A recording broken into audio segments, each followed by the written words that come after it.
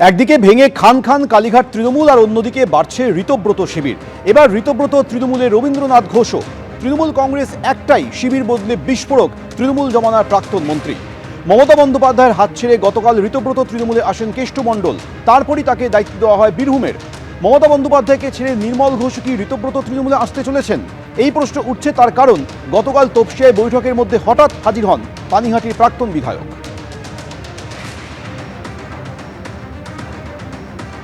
আর শিবির বদল করে তৃণমূল জমানার প্রাক্তন মন্ত্রী তিনি বিস্ফোরক মন্তব্য করছেন। তিনি বলছেন তৃণমূল একটাই, মমতা বন্দ্যোপাধ্যায়ের হাতে সত্যি কি আর ক্ষমতা আছে? মমতা বন্দ্যোপাধ্যায় যদি অভিষেককে সরিয়ে দেন তাহলে হয়তো অনেকেই তার কাছে ফিরবেন। পুরনোদের কথার গুরুত্ব দেওয়া হয়নি, অভিযোগ করছেন রবীন্দ্রনাথ ঘোষ।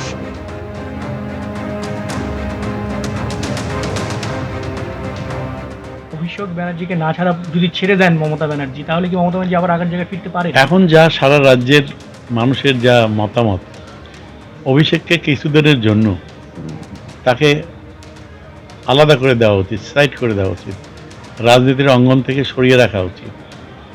এবং আমার যেটা মনে হয়, অভিষেককে যদি রাজনীতির অঙ্গন থেকে সরিয়ে দিতে পারে দিদি, তাহলে আবার সব নেতারাই দিদির পাশে দাঁড়াবে। এটা আমার বিশ্বাস। সবার সাথে কথা বলে যা বুঝেছি, এটা তো ঠিকই। অভিষেক ব্যানার্জি ওর খামখেয়ালের জন্য এবং ভুল সিদ্ধান্তগুলোর জন্য আজকে দলের এই যে বিপর্যয়, এটা অস্বীকার করার উপায় নেই। প্রায় 80 জন স্ট্যান্ডিং এমএলএ মন্ত্রীকে তিনি বাদ দিয়ে দিয়েছেন এবারের নির্বাচনে। এটা বিরাট একটা প্রভাব পড়েছে। সিনিয়র লিডারদের বাদ দিয়ে দিয়েছেন, সাংগঠনিক দায়িত্ব থেকে বাদ দিয়ে দিয়েছেন, যাদের কোনো অভিজ্ঞতা নেই। এবার ঋতব্রত তৃণমূলে এলেন রবীন্দ্রনাথ ঘোষ, আর তৃণমূল কংগ্রেস একটাই, শিবির বদলেই এই বিস্ফোরক মন্তব্য করেন তৃণমূল জমানার প্রাক্তন মন্ত্রী রবীন্দ্রনাথ ঘোষ। তিনি বলছেন যে মমতা বন্দ্যোপাধ্যায়ের হাতে কি আদৌ আর ক্ষমতা আছে?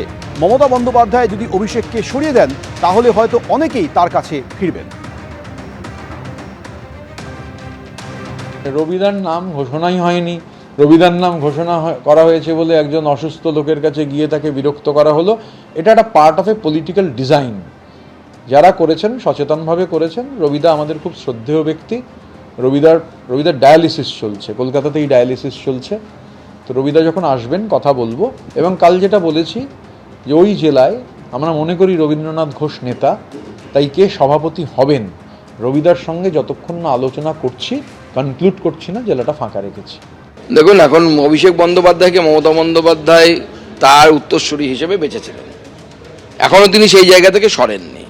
তো স্বাভাবিকভাবে তার দলের লোকেরা চম্পট দিচ্ছেন, অন্য জায়গায় দিচ্ছেন। দুটো যেদিকেই যাক না কেন, কে তৃণমূল বা এদিকে আর তৃণমূল, যেদিকেই যাক না কেন নৌকো দুটোই ডুববে।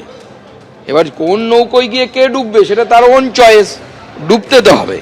এবিপি আনন্দ, এগিয়ে থাকে, এগিয়ে রাখে।